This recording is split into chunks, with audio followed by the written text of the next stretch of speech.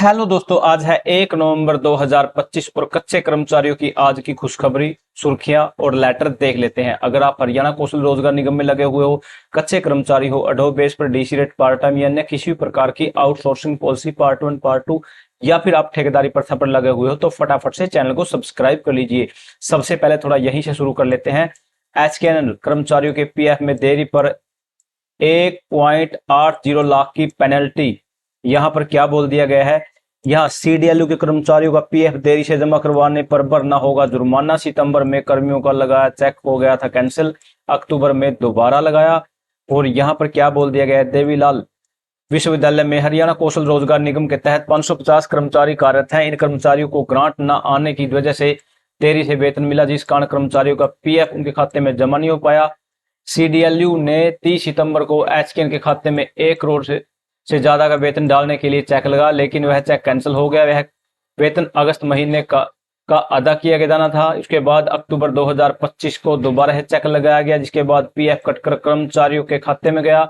वहीं सितंबर महीने में वेतन से पीएफ 13 अक्टूबर 2025 को डाली गई सैलरी से काटा गया। कर्मचारी को पीएफ में देरी होने की वजह से ईपीएफओ ने 1,80,000 रुपए का जुर्माना लगाया। साथ ही जुर्माना 18% जीएसटी के साथ अदा करना होगा। 5 महीने में मिले 20 करोड़ की ग्रांट। सीडीएलयू पिछले कुछ साल से आर्थिक संकट से गुजर रही है। यहां पर जिस कारण कर्मचारियों के वेतन में देरी हो रही है। वीसी विजय कुमार ने चार्ज संभालने के बाद सीएम से मिलकर 28 करोड़ रुपए की राशि मंजूर करवाई है, जिसके कारण 20 करोड़ की ग्रांट 3 क्वार्टर की आ चुकी है। इसके अतिरिक्त हरियाणा सरकार ने दिसंबर से में सीडीएलयू को 20 करोड़ का स्पेशल ग्रांट मंजूर की है, जो कि सीडीएलयू के लिए राहत की बात है। यहाँ वेतन में देरी की वजह से पेनल्टी लगने की सूचना मिली है। अभी तक करीब 28 करोड़ की ग्रांट में से 20 करोड़ की ग्रांट अलग अलग समय पर आ चुकी है। इसके अतिरिक्त 20 करोड़ की स्पेशल ग्रांट में हरियाणा सरकार ने मंजूर की है। विद्यार्थियों के हितों की देखरेख व ग्रांट मिलने की भी पूरी उम्मीद है। वहीं यहीं से भी देख लेते हैं, प्रदेश में श्रमिकों की मजदूरी में 10 वर्षों में सबसे कम 0.2% बढ़ा महंगाई भत्ता। सरकारी कर्मचारी का 3 से 4% महंगाई भत्ता बढ़ा रही है सरकार। जानिए किस श्रेणी के कितने रुपए बढ़े हैं। अकुशल के देख लेते हैं। पहले तो आप यहाँ देख लेते हैं थोड़ा यहीं से, यहाँ पर ये देखिए दोस्तों, यहाँ से देख लेते हैं अकुशल के। अभी वेतन 11,257 है, बढ़ोतरी 17.48 रुपए।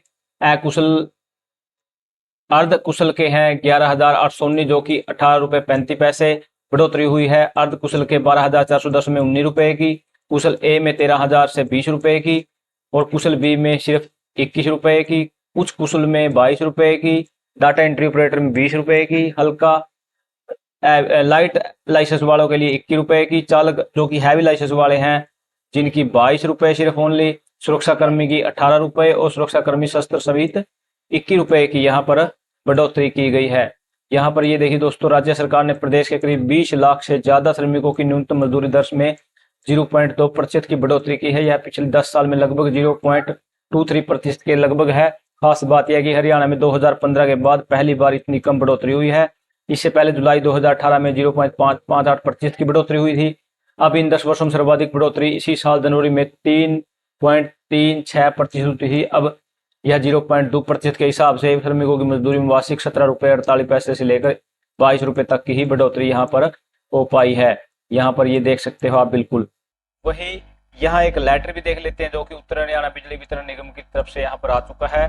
तो सभी पंचकूला एससीओपी, यहाँ एससीओपी कैथल रोहतक, यहाँ मेमो नंबर वगैरह मेंशन कर दिया। 29/10/2025 का ये लेटर है regarding Haryana contractual employ security service act यहाँ पर दे दिया गया है ऑर्डिनेंस। और यहाँ डायरेक्टली मैं इसको हिंदी में कन्वर्ट करके दिखाने वाला हूँ। यहाँ पर क्या बोल दिया गया, डायरेक्टली ही यहाँ बोल दिया है कि संबंध में समेकित रिपोर्ट 10 दिनों के भीतर प्रस्तुत करने का निर्देश दिया गया था। इस संबंध में यह सूचित किया जाता है कि आपके कार्यालय द्वारा संविदा कर्मचारियों एचकेएन व डीसी रेट आदि के संबंध में भेजे गए डाटा को इस कार्यालय द्वारा जांच की गई है और इस संबंध में कुछ अनियमितताएं पाई गई हैं। इसे सुधारने के लिए आपके कार्यालय को दिनांक 28/10/2025 को एक मेल भेजी जा चुका है। अतः अनुरोध है कि कृपया संबंधित अधीक्षक को दिनांक 30/10/2025 को प्रातः 10 बजे मुख्य प्रशासनिक अधिकारी वेतन एवं लेखा यूएसबीएन पंचकूला के कार्यकाल में नियुक्त करे, ताकि फॉर्म में आवश्यक सुधार किए जा सके। मामले से उच्च अधिकारियों को समय पर अवगत कराया जा सकता है। यह आपकी जानकारी लेने की आवश्यक कार्रवाई के लिए है।